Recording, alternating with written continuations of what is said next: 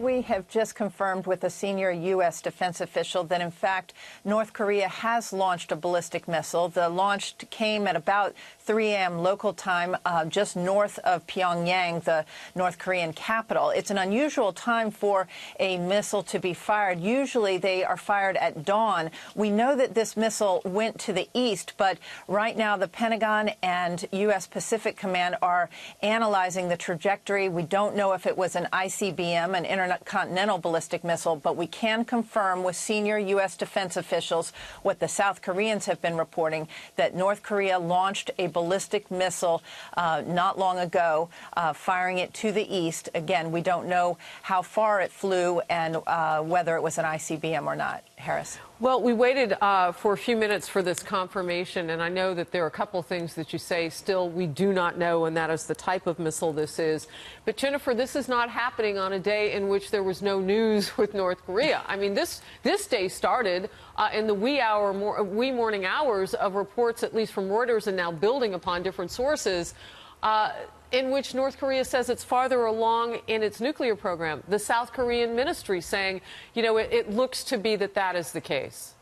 Absolutely. In fact, the reports came from the South Korean reunification minister saying that within a year, North Korea would have completed its nuclear program. Remember, North Korea already has about 20 nukes, so it's not that they don't already have nuclear capability, but this is a new report from South Korea suggesting that within a year, the latest intelligence suggests that North Korea's nuclear program would be complete. This is obviously a worrisome time. There is a White House meeting slated. Defense Secretary Jim Mattis is supposed to be over at the White House this afternoon. That meeting was to be discussing budget issues. The president had invited him to sit in on that meeting with congressional leaders. It is clear now that they will have to address this latest provocation from Pyongyang. All right. One of the new details that you brought us, and I'm asking our panel to sit by here. We have a gentleman with us today who worked for Senator Mitch McConnell, and no doubt this will come up on Capitol Hill now, so I'm going to ask you guys to stand by and get to this. I want to talk with you, though, Jennifer, about the timing. This happened in the middle of the day for Americans, so if they're trying to get our attention or the world's attention, it's not the overnight. And you mentioned the timing. Talk to me about it.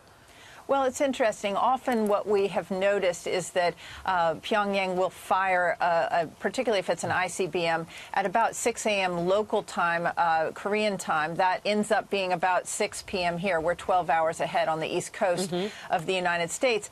Again, it's hard to get into the mind of the leader of the North Korean regime.